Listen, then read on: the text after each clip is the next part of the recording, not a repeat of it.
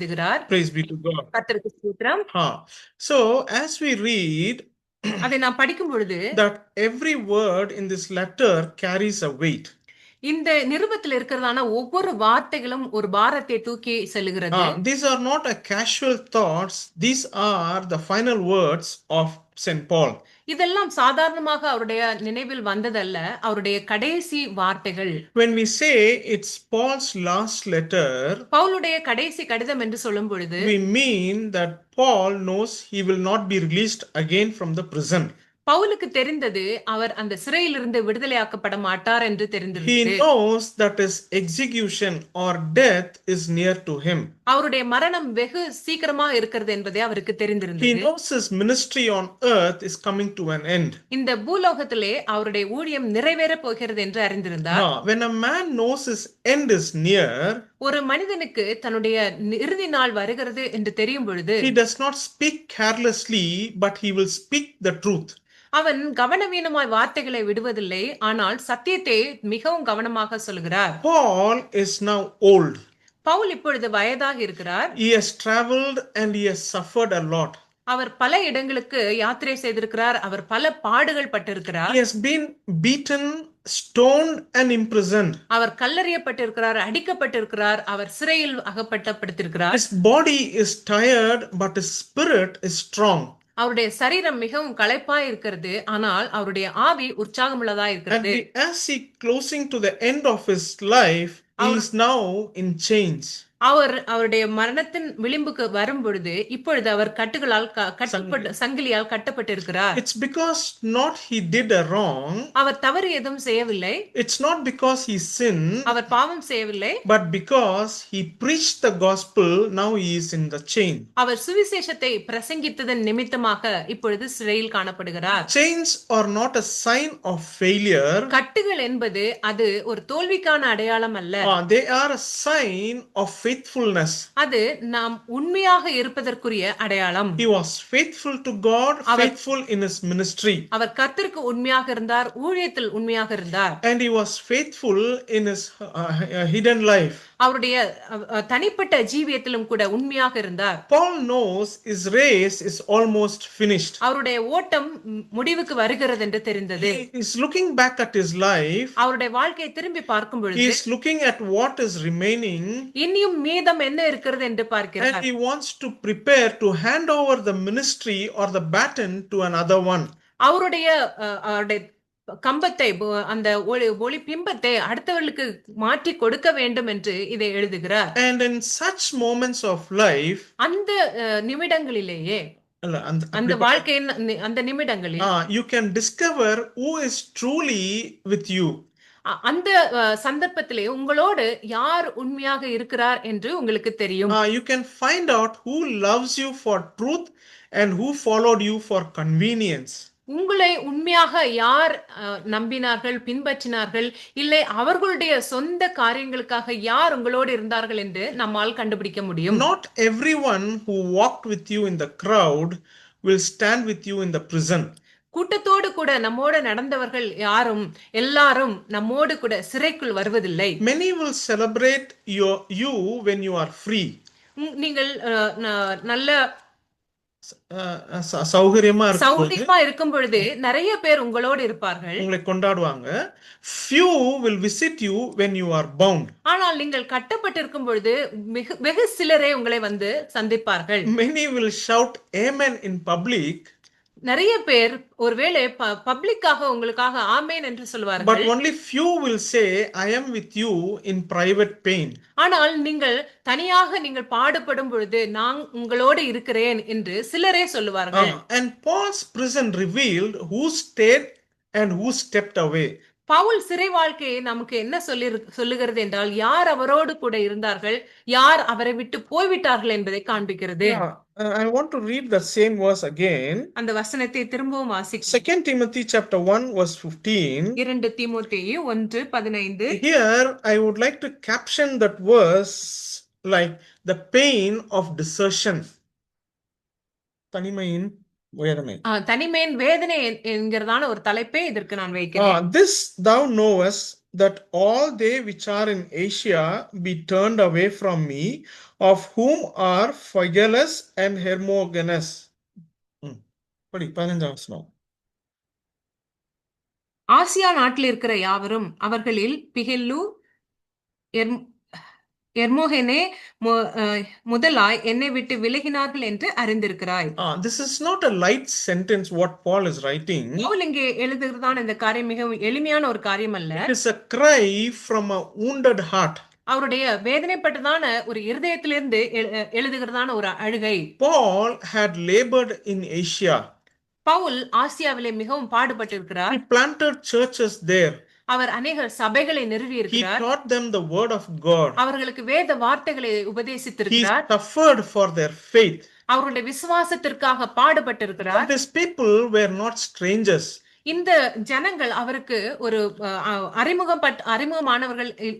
அறிமுகம் இல்லாதவர்கள் அல்ல. அந்நியர்கள் அல்ல. So Paul was acquainted with those people in Asia. Pavul ஆசியாவில் இருக்கும் பொழுது இந்த ஜனங்களோடு கூட அதிகம் இருந்திருக்கிறார். When Paul has done too much of ministry in Asia, ஆசியாவிலே Pavul அநேக ஊழியங்களை செய்த பொழுது, but now he says, இப்பொழுது என்ன சொல்லுகிறார்? all the people in Asia turned away from me.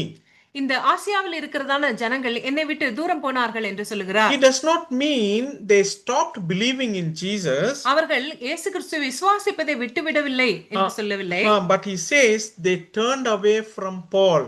ஆனால் அவர்கள் பவுலை விட்டு பின்வாங்கினார்கள். Which means they chose to stay away instead of staying committed with Paul. பவுலோடு கூட இருப்பதை காட்டிலும் அவரை விட்டு விலகி விட்டார்கள் என்ற அர்த்தம். They kept quiet instead of standing in support. அவர்கள் அமைதியாக இருந்து விட்டார்கள். அவர்கள் அந்த நேரத்திலே அவருக்கென்று உதவி செய்திருக்க வேண்டிய நேரம். Dear child of God, are you going through such a kind of a situation in your life? தேவ பிள்ளைகளே, இப்படிப்பட்டதான சூழ்நிலையிலே நீங்கள் போய் கொண்டிருக்கிறீர்களா? They chose what was safe instead of what required sacrifice. அந்த இடத்திலே அவர்கள் தியாகம் என்கிற மனப்பான்மை இல்லாமல் அவர்களுக்கு எது சரியாகப்பட்டதோ சுயமாக எப்படி சுயம் நலனுக்காக அவர்கள் சிந்தித்தார்கள். You might have started trusting on God. நீங்களும் கூட தேவனை விசுவாசிக்க தொடங்கி இருக்கலாம். But now you can also be in a situation like what Paul says, they turned away. Pavul சொல்லுகிறதை போல அவர்கள் என்னை விட்டு போனார்கள் என்று நீங்களும் சொல்லலாம். Paul is not talking about unbelievers. இங்கே பவுல் அவிசுவாசிகளை குறித்து சொல்லவில்லை. Unbelievers were never expected to stand. அவிசுவாசிகள் நம்மோடு கூட இருப்பார்கள் என்று நாம் எதிர்பார்க்க முடியாது. The people who left Paul, பவுலை விட்டு போனதான ஜனங்கள் யார் என்றால், he is talking about the people who were with his church. அவரோடு கூட சபையிலே இருந்தவர்கள் தான் விலகி போனார்கள். The people who called Paul as father. யாரெல்லாம் பவுலை தகப்பன் என்று அழைத்தார்களோ அவர்கள் தான் போனார்கள். People who once said that Paul taught us, they left him. Pavul எனக்கு கற்பித்தார் என்று சொன்னவர்கள் யாரெல்லாம் இருந்தார்களோ அப்படிப்பட்டவர்கள் தான் விலகி போனார்கள். They once followed Paul and honored him. பவுலை ஒரு நாள் பின்பற்றினார்கள். Praise be to God. கர்த்தருக்கு ஸ்தோத்திரம். So let me repeat again. திரும்பவும் சொல்கிறேன். He was talking about the church people who left him. இந்த சபையிலே யாரெல்லாம் அவரை விட்டு போனார்களோ அவர்களை குறித்து இங்கே எழுதுகிறார். They once followed him and honored him. ஒரு சமயத்திலே அவர்கள் எல்லாரும் அவரை பின்பற்றினவர்கள், அவரை கனப்படுத்தினவர்கள். They once received from his ministry the blessings. அவருடைய ஊழியத்தின் நிமித்தம் அவர்கள் அநேக ஆசீர்வாதத்தை பெற்றவர்கள். But when pressure came, the commitment of the people was tested. ஆனால் அவர்களுக்கு ஒரு சோதனையான நாட்கள் வந்த பொழுது அவர்களுக்கு பவுலோடு இருந்ததான ஒரு ஐக்கியம் அங்கே சோதனைக்குள்ளானது. When persecution increased for Paul, these people following Paul, they thought it will become dangerous. பவுலுக்கு அநேக போராட்டங்கள் சோதனைகள் வந்த பொழுது இவரை பின்பற்றுவது நமக்கும் மிகவும் கடினம், நமக்கு ஒரு பயங்கர அபாயம் என்று நினைத்தார்கள். So they stepped back from Paul. அதனால் பவுலை விட்டு சற்று பின் வாங்கினார்கள். Here is the hard truth that I want to tell you.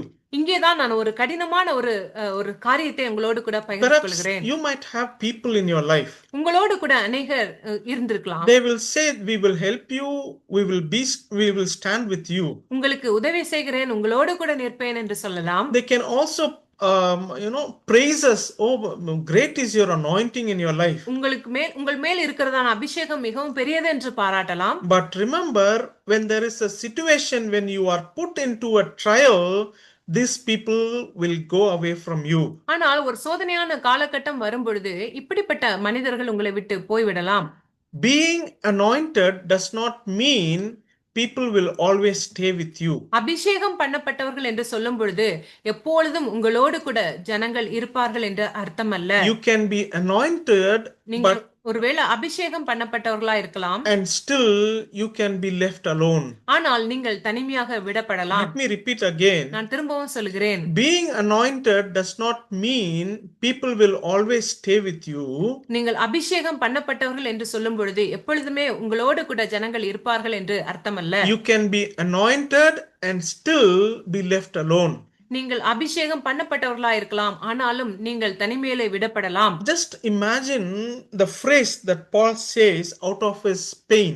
Pavul இங்க வேதனை நிமித்தம் சொல்லுகிறதான இந்த வார்த்தையை கவனியுங்கள். And all they which are in Asia turned away from me. ஆசியாவில் இருக்கிறதான எல்லாரும் என்னை விட்டு பின்வாங்கினார்கள். He did not talk about a particular village or a particular people in the city. இங்கே ஒரு குறிப்பிட்ட கிராமத்தையோ ஒரு குறிப்பிட்ட நகரத்தையோ குறிப்பிட்டு அவர் சொல்லவில்லை. He talks about the entire Asia. They turned away from me. ஆசியா முழுவதுமே அவருக்கு பின்வாங்கினார்கள் என்று சொல்கிறார். Perhaps you have started this year with many people. ஒருவேளை இந்த வருடத்தை நீங்க அநேக ஜனங்களோடு கூட ஆரம்பித்திருக்கலாம். Perhaps you might be going through an abandonment in your life. நீங்கள் உங்களுடைய ஜீவியத்திலே ஒரு புறக்கணிப்பை நீங்கள் எதிர்கொள்ளலாம். God's calling on your life does not mean that everyone will stay loyal to you. கர்த்தர் உங்களை அழைத்தார் என்பதன் காரணம் அல்லது அதனுடைய அர்த்தம் எல்லாரும் உங்களோடு கூட இருப்பார்கள் என்ற அர்த்தம் அல்ல. Stay loyal. எல்லாரும் உங்களுக்கு மிகவும் உண்மையாக இருப்பார்கள் என்று அர்த்தம் அல்ல. People may admire your gift. உங்களுக்கு இருக்கிறதான வரங்களை குறித்து சிலர் உங்களுக்கு மிகவும் பாராட்டுகளை சொல்லலாம். But they may not be willing to stand with you when you go through the struggles. ஆனால் நீங்கள் போராட்டங்களில் ஊடாக போகும் பொழுது உங்களோடு கூட இருப்பார்கள் என்று அர்த்தம் அல்ல. And do not expect that they can sacrifice something for you. உங்களுக்காக தியாகம் செய்வார்கள் என்றும் நீங்கள் எதிர்பார்க்க வேண்டாம். Even Paul was forsaken by the entire Asia. Asia முழுவதுமால் பவுல் புறக்கணிக்கப்பட்டார். If Paul was abandoned, we should not be shocked when God's servant today faced the same thing. பவுலே புறக்கணிக்கப்பட்டார் என்றால் கர்த்தருடைய ஊழியக்காரராக இருக்கிறதான ஒவ்வொருவரும் இதே மாதிரியான ஒரு சந்தர்ப்பத்தை எதிர்கொள்ள வேண்டி வரும். It happened in the scripture and it can still happen now for us as well. இது வேதாகமத்தில் நடந்ததான காரியம், இதே போல நமக்கும் நேரிடலாம். Remember, this is not a failure, but this is a part of your calling. இது தோல்விக்கான அடையாளம் அல்ல, இது நம்முடைய அழைப்பின் ஒரு பகுதி. People may turn away, but God never turns his back on his people and to his ministers. நம்மை விட்டு ஜனங்கள் பின்மாறி போனாலும் நம்மையும் நம்முடைய ஊழியத்தையும் விட்டு கர்த்தர் ஒருபோதும் போவதில்லை. So how did Paul got the courage in the due time? பவுலுக்கு அந்த நேரங்களில் தகுந்த நேரங்களில் எப்படி ஒரு தைரியம் கிடைத்தது? When you read in verse 16, வாசிங்க 16ஆம் வசனம். 16வது வசனத்திலே ஒனேசிப்போருவின் வீட்டாருக்கு கர்த்தர் இரக்கம் கட்டளையிடுவாராக, அவன் அநேகந்தரம் என்னை இளைப்பாற்றினான், என் விலங்கை குறித்து அவன் வெட்கப்படவும் இல்லை. Praise be to God. ஸ்தோத்திரம். Here we read about a person called Onesiphorus. இங்கே ஒனேசிப்போர் என்பவரை குறித்து நாம் படிக்கிறோம். What does Paul say? Pavul இவரை குறித்து என்ன சொல்லுகிறார்? He refreshed him. அவரை இளைப்பாற்றினான். He was not ashamed of Paul's chain. அவருடைய விலங்கை குறித்து ஒனேசிப்போர் வெட்கப்படவில்லை. And in the below verses we also see verse 17. கீழே உள்ள வசனங்களை நாம் படிக்கும் பொழுது, But when he was in Rome, he sought me out very diligently and found me. அவர் ரோமாவில் வந்திருந்த பொழுது அதிக ஜாக்கிரதையாய் என்னை தேடி கண்டுபிடித்தான். Praise be to God. கர்த்தருக்கு ஸ்தோத்திரம். This was a costly loyalty. இது மிகவும் விலை உயர்ந்ததான ஒரு உண்மையான காரியம். While others were ashamed to associate with Paul in his prison, Pavul சிறையில் இருக்கும் பொழுது அவரோடு கூட இடைப்படுவதற்கு மற்றவர்கள் வெட்கப்பட்டதான நேரத்திலே and Onesiphorus stepped forward publicly and boldly. இந்த ஒனேசிப்போர் ஒரு பொது வெளியிலே அவருக்காக பவுலோடு கூட நின்றான். தைரியமாக நின்றான். Spiritually speaking, ஆவிக்குரிய பிரகாரமாக இதை பார்க்கும் பொழுது true Christian love shows up when it costs something. நம்முடைய உண்மையான கிறிஸ்தவ அன்பு என்று சொல்லும் பொழுது அது சில விலை மதிப்பு கொடுக்க வேண்டியதாக காணப்படலாம். This evening I would like to shadow Onesiphorus to Jesus. இன்றைக்கு ஒனேசிப்போரை நான் இயேசு கிறிஸ்துவுக்கு நிழலாட்டமாய் சொல்ல விரும்புகிறேன். He became more than a loyal friend. அவர் ஒரு உண்மையான நண்பனை காட்டிலும் அதிகமாக இருந்தார். He became a picture, a shadow of Christ. அவர் இயேசு கிறிஸ்துவுக்கு நிழலாட்டமாய் இருந்தார். So what does Paul say about this Onesiphorus? ஒனேசிப்போரை குறித்து இங்கே பவுல் சொல்லுகிற காரியம் என்ன? First he says he was not ashamed. Our வெட்கப்படவில்லை. Praise be to God. கர்த்தருக்கு ஸ்தோத்திரம். In Roman culture, ரோமனுடைய பாரம்பரியத்திலே stains mean disgrace or a shame. விலங்கு என்று சொல்லும் பொழுது அது வெட்கத்திற்குரிய காரியம். To stand close to a prisoner meant you could also be arrested. ஒரு விலங்கிடப்பட்டவனுடைய அருகாமையிலே நாம் போய் நின்றால் அதனுடைய அர்த்தம் நாமும் கூட விலங்கிடப்படலாம் என்று அர்த்தம். Yet Onesiphorus chose to stand with a man who was condemned by the Roman Empire. ஆனாலும் கூட அந்த சூழ்நிலையிலே ரோம அரசாங்கத்தினால் கண்டிக்கப்பட்டவராய் இருந்த பவுலோடு கூட நின்றான். Is this not what Jesus did for us? இதுதான் இயேசு கிறிஸ்து நமக்காக செய்தார். That is why John 15:13 we read. யோவான் 15:13 அது எழுதும் பொழுது we read that greater love has no one than this, that someone lay down his life for his friends. அதாவது நண்பனுக்கு கொடுக்கிறதான ஒரு அன்பை காட்டிலும் பெரியதான ஒரு அன்பு இது என்று எழுதுகிறார். வசனத்தை வாசிங்க. யோவான் 15:13. யோவான் 15:13.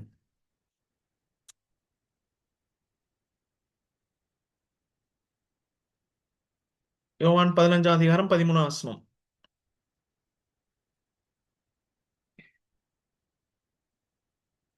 ஒருவன் தன் சிநேகிதருக்காக தன் ஜீவனை கொடுக்கிற அன்பிலும் அதிகமான அன்பு ஒருவனிடத்திலும் இல்லை. Praise be to God. கர்த்தருக்கு ஸ்தோத்திரம். So Onesiphorus stood with a man who was being guilty.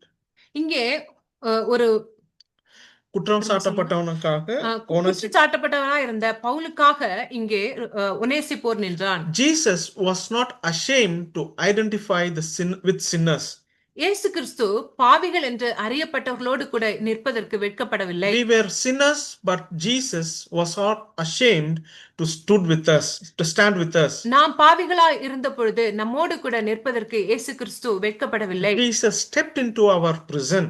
இயேசு கிறிஸ்து நம்முடைய காவல் அறைக்குள்ளாக வந்தார். Jesus took our chains, he bore our shame. நம்முடைய விலங்குகளை அவர் எடுத்தார், நம்முடைய வெட்கத்தை அவர் எடுத்து போட்டார். Onesiphorus was not ashamed of Paul's chain.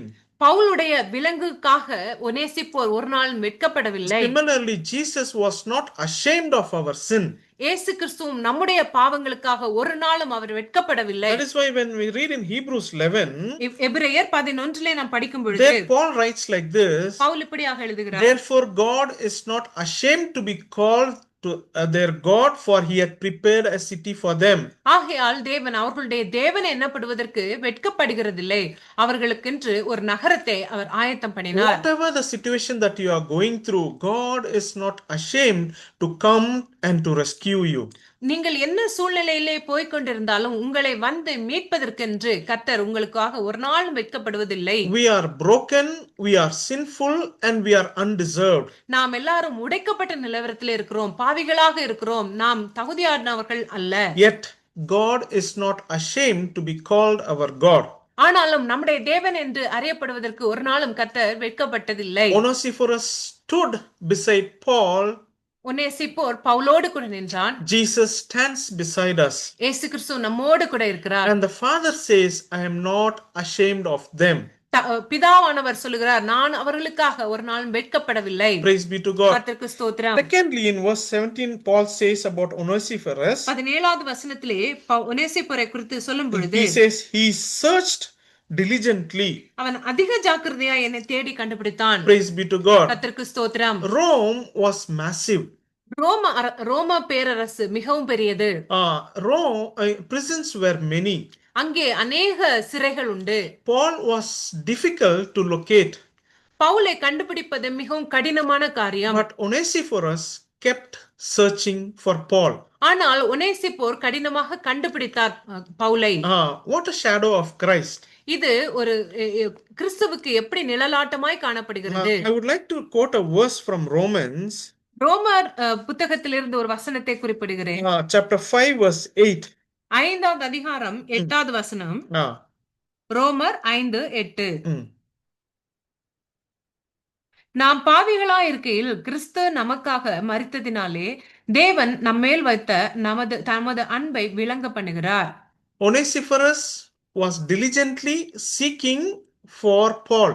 ஒனேசிப்போர் மிகவும் ஜாக்கிரதையாக பவுலை தேடி கண்டுபிடித்தான். Jesus did not wait for us to find him. இயேசு கிறிஸ்து நாம் தேடி கண்டுபிடிப்போம் என்று அவர் நமக்காக காத்திருக்கவில்லை. He came searching of us. அவர் நம்மை தேடி கண்டுபிடிக்க வந்தார். He pursued us while we were lost. நாம் அலைந்து திரிந்த பொழுது நம்மை தேடி கண்டுபிடித்தார். He loved us at our worst.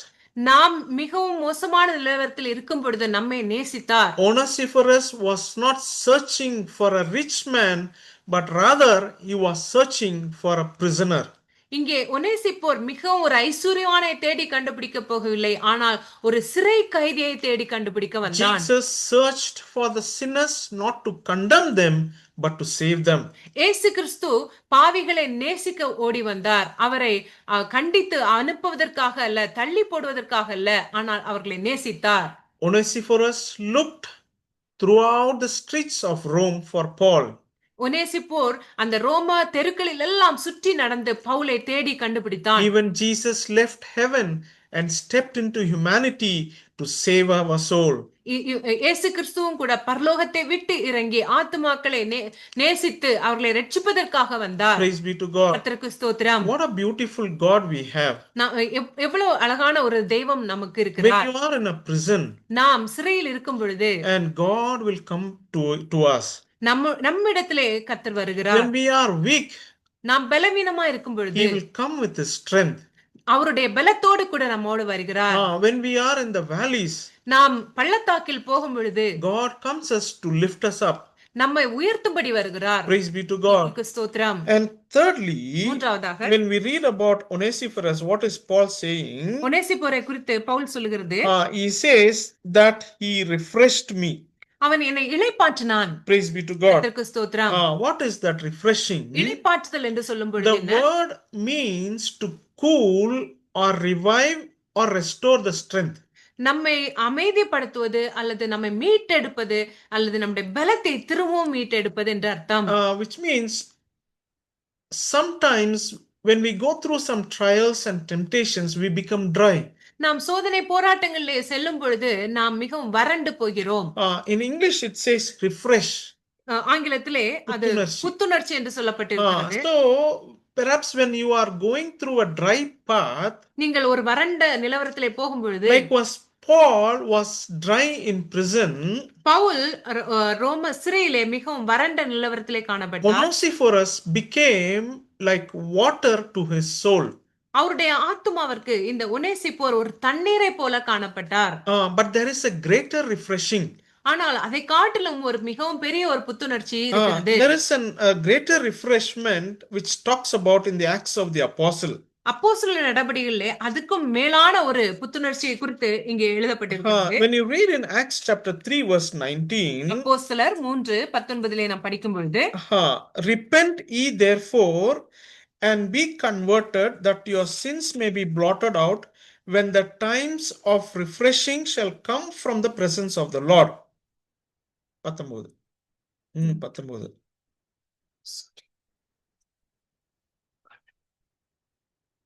ஆனபடியினாலே கர்த்தருடைய சன்னிதானத்திலிருந்து இளைப்பாறுதலின் காலங்கள் வரும்படிக்கும் முன்னே குறிக்கப்பட்ட இயேசு கிறிஸ்துவை அவர் உங்களிடத்தில் அனுப்பும் படிக்கும்.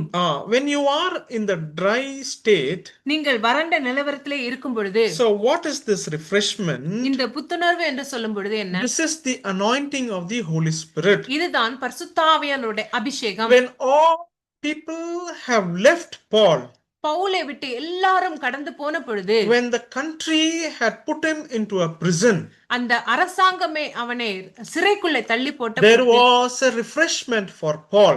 அங்கே பவுலுக்கு இளைப்பாறுதலாய் ஒரு காரியம் Are இருந்தது. you been abandoned by people?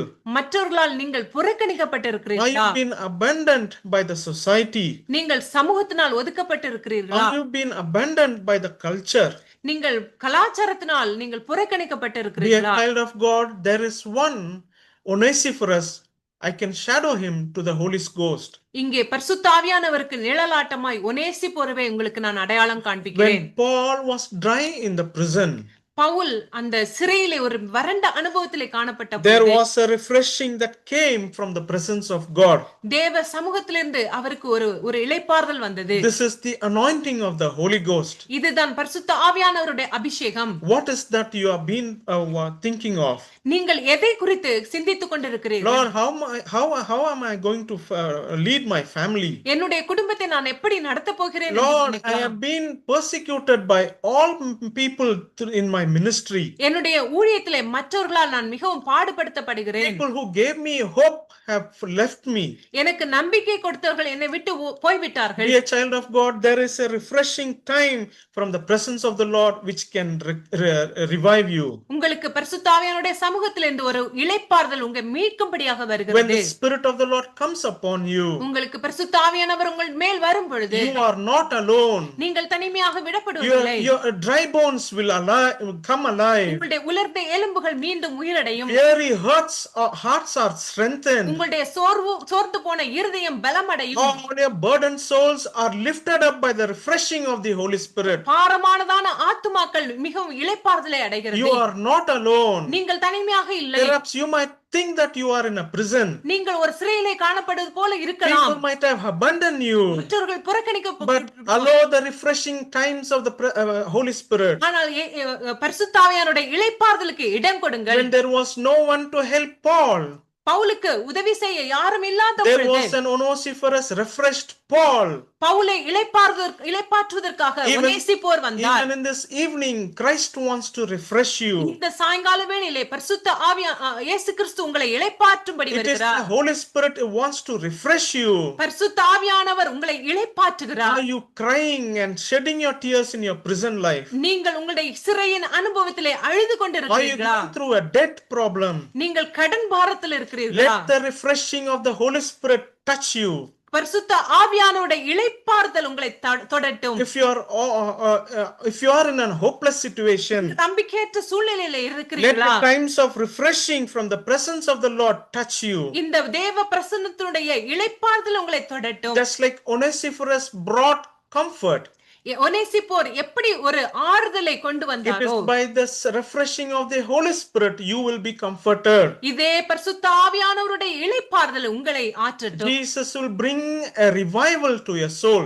உங்களுடைய ஆத்துமாவிற்கு ஒரு புத்துணர்வை இயேசு கிறிஸ்து கொண்டு வருகிறார். Then what happened when that refreshing came to Paul? இந்த பவுலுக்கு இளைப்பாறுதல் வந்த பொழுது என்ன சம்பவித்தது? That is what we read in 2 Timothy chapter 4 verse 17. 2 தீமோத்தேயு 4:17 இதைத்தான் படிக்கிறோம். When the refreshing, when the Holy Ghost came upon Paul, பவுலின் மேல் இந்த பரிசுத்த ஆவியானவருடைய இளைப்பாறுதல் வந்த பொழுது what he is saying now, அவர் என்ன சொல்லுகிறார்? he forgot that all the people in Asia has forsaken.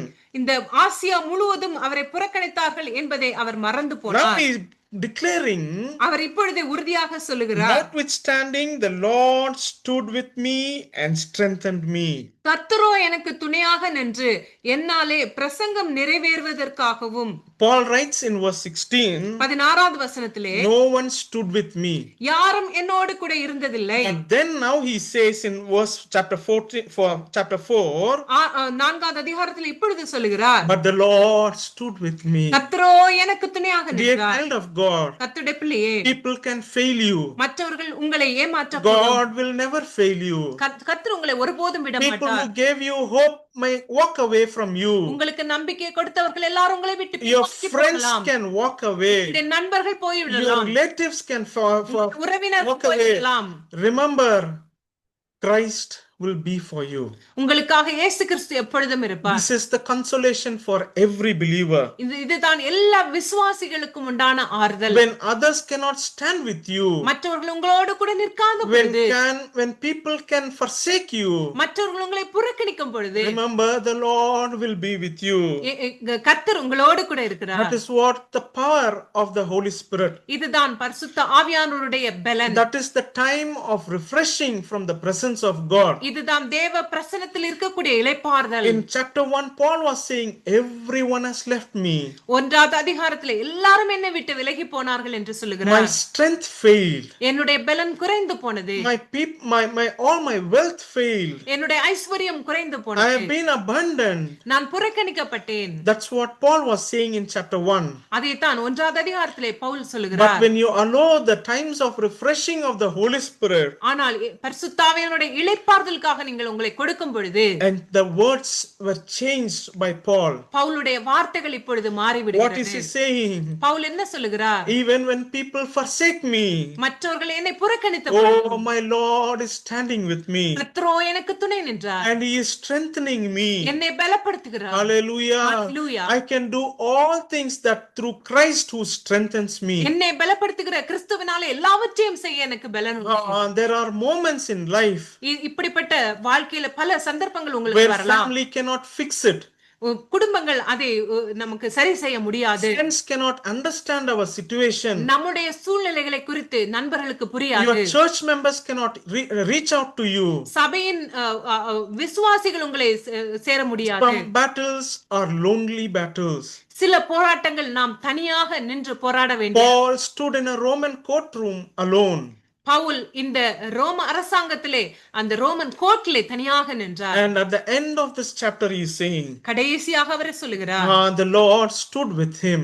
கர்த்தர் எனக்கு துணையாக நின்றார். But he was not truly alone. ஆனால் உண்மையாக அவர் தனியாக இல்லை. The Lord was with him. கர்த்தர் அவரோடு கூட Dear இருந்தார். child of God, if you can allow the times of refreshing in your life, உங்களுடைய ஜீவியத்தில் ஒரு இளைப்பாறுதலுக்கான ஒரு நேரத்தை the Lord will stand for you. கர்த்தர் உங்களுக்காக இருப்பார். The Lord will strengthen you. உங்களை பலப்படுத்துவார். When the Bible says, when Paul says that Lord stood, what does it mean? கர்த்தர் துணை நின்றார் என்று சொல்லும் பொழுது அதனுடைய பொருள் என்ன? That means his presence is with you. அவருடைய பிரசன்னம் உங்களோடு கூட இருக்கிறது. That means he is near to you. அவர் உங்களுக்கு அருகாமையில் இருக்கிறார். The Lord not only stands, அவர் உங்களோடு இருப்பது மாத்திரமல்ல, துணை நிற்பது மட்டுமல்ல, the Lord will strengthen you. உங்களை பலப்படுத்துவார். He supply the strength for you. உங்களுக்கு வேண்டிய பலனை கொடுப்பார். When Paul had no human support, பவுலுக்கு மனிதர்களால் உதவி கிடைக்காத பொழுது he had a divine empowerment. அவருக்கு ஒரு தெய்வீகமான ஒரு உதவி கிடைத்தது, பலன் கிடைத்தது. When your strength runs out, உங்களுடைய பலன் குறைந்து போகும் பொழுது the strength of God will begins in you. கர்த்தருடைய பலன் உங்களிலே துவங்குகிறது. When your courage fades, உங்களுக்கு தைரியம் குறைந்து போகும் the பொழுது spirit of the Lord will sustain your soul. கர்த்தருடைய ஆவியானவர் உங்களுடைய ஆத்துமாவை பலப்படுத்துகிறார். This is the time of refreshing from the presence of the Lord. இதுதான் பரிசுத்த ஆவியானவருடைய பிரசன்னத்திலிருந்து வருகிறதான ஒரு இளைப்பாறுதல். He will strengthen all those who are in the ministry. ஊழியத்திலே யார் யார் இருக்கிறார்களோ அவர்களை எல்லாரையும் கர்த்தர் பலப்படுத்துகிறார். He will strengthen the faithful. யாரெல்லாம் உண்மையாக இருக்கிறார்களோ அவர்களை எல்லாம் கர்த்தர் பலப்படுத்துகிறார். He will strengthen your families. உங்களுடைய குடும்பங்களை பலப்படுத்துகிறார். You are never abandoned. நீங்கள் ஒருபோதும் தள்ளி விடப்படவில்லை. Paul experienced the desertion from Asia. பவுல் ஆசியா மக்களால் புறக்கணிக்கப்பட்டதை அவர் When he அனுபவித்திருந்தார். was going through the trial, he was deserted. அவர் சோதனையின் வழியாக கடந்து போகும் பொழுது தனியாக விடப்பட்டார். But he never experienced an abandonment from Jesus. ஆனால் இயேசு கிறிஸ்துவினிடத்திலிருந்து ஒருபோதும் அவர் புறக்கணிப்பை காணவில்லை.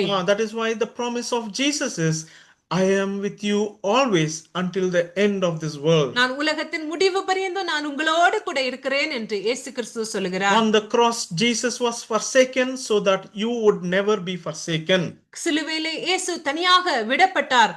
அதன் நிமித்தமாக நாம் ஒருபோதும் தனியாக விடப்படுவதே இல்லை. He was abandoned so that you would always be accompanied.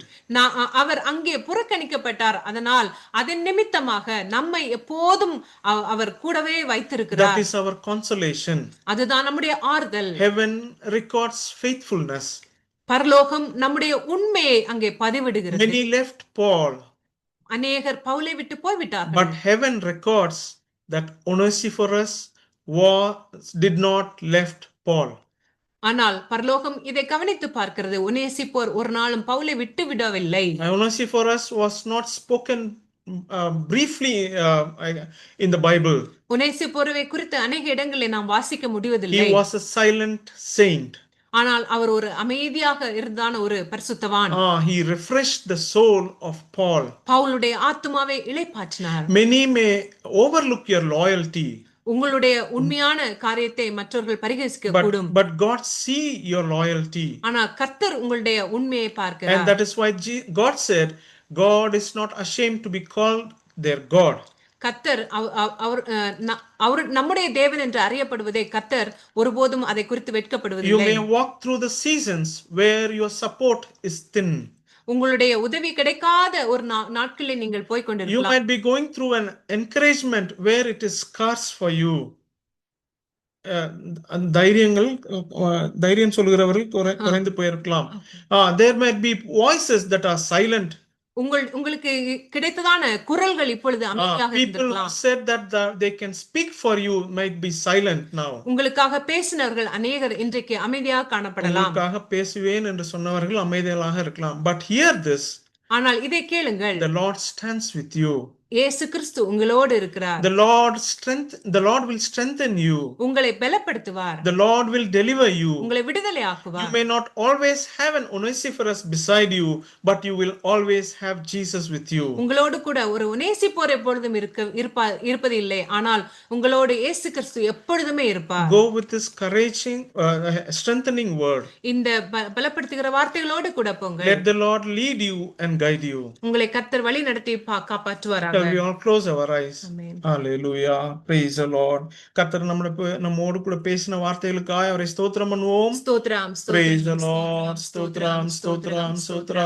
இன்றைக்கும் கேட்டதான வசனத்தின்படி கர்த்தர் நம்மை ஆறுதல் படுத்தணும். நம்ம போனதான பாதைகள் சோதனைகள் எல்லாவற்றிலும் நம்ம பரிசுத்த ஆவியானோட அபிஷேகத்தை நாம் பெற்றுக்கொண்டு தைரியமாய் முன்னேறி செல்ல கர்த்தர் உதவி செய்யும்படியா ஸ்தோத்திரம் பண்ணுவோம். Praise the Lord. ஸ்தோத்திரம். எல்லா துதி கன மகிமை கர்த்தருக்கே செலுத்தி ஸ்தோத்திரம் பண்ணுவோம். Praise the Lord. ஸ்தோத்திரம். ஜாஸ்பர் ஜெபம் பண்ணு.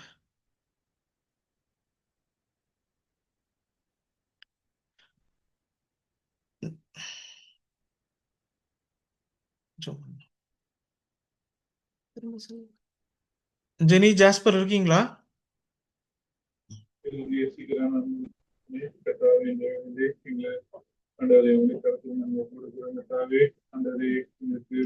அழைத்தது நீர் என்றாலும் கர்த்தாவே இவன் மூலமா எல்லாரையும் நன்மையாக கடக்கும் என்று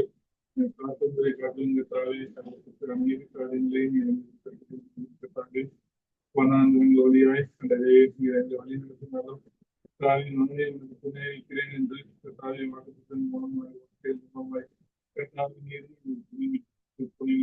கர்த்தாவை எல்லாவற்றிலும் கர்த்தாவே நீரே துணையாய் என்று கர்த்தாவே நீரே செய்கிற எல்லா காரியங்களும் நம்பிக்கையோம் அந்த நாங்கள் வேண்டிக் கொள்வதன் எல்லா காரியங்களும் சாட்சிகளாக இருக்க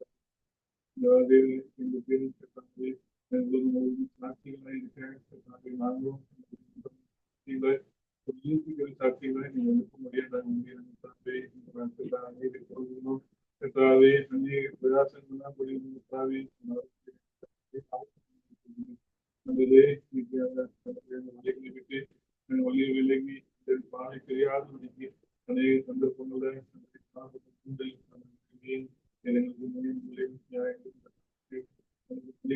ஏற்படுத்தி வைக்கக்கூடிய ஏற்படுத்தி வைக்கக்கூடிய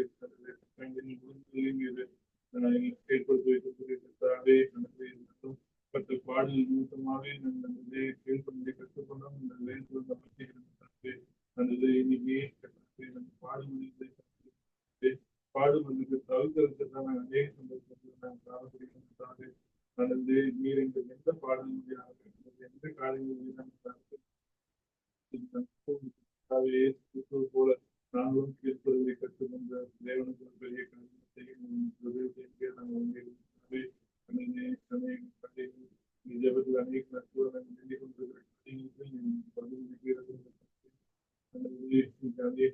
கடந்து காத்திருந்து கடந்து உண்டாவே போகாதபடிக்கு கடந்து வரிசையமான காரியங்களும் அற்புதமான காரியங்களும் என்பது நம்பிக்கை பெரிய காரியங்களை காண்பிக்கும்படியாக நான் தேசத்துக்கும் சமீபத்துக்கும் கடந்த தேவனாக இருக்கிறது கடந்த இந்தியாவிலும்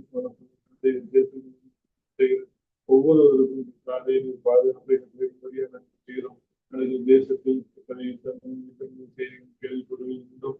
கர்த்தாவே இது அநேக நன்மையை குறித்து நாங்கள் கேள்விப்பட்டிருக்கிறோம். கர்த்தாவே நாங்கள் உங்களுடைய உடைக்க நாங்கள் ஆயத்தப்படுகின்றோம். கர்த்தாவே உங்களுடைய காரியத்தை குறித்து மிகவும் தாமதமாய் கர்த்தாவே நாங்கள் செய்யற காரியங்கள் தான் அது போதும் என்று நாங்கள் நினைக்க முடியும்.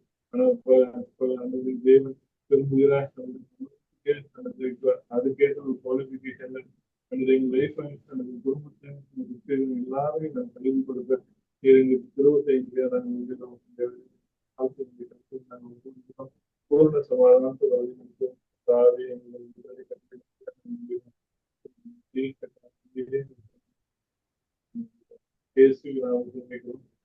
ஆமென் ஆமென், ஆமென். ஆமென். நம்ம எல்லாரும் சேர்ந்து அன்மியூட் பண்ணிட்டு சேர்ந்து சொல்லலாமா?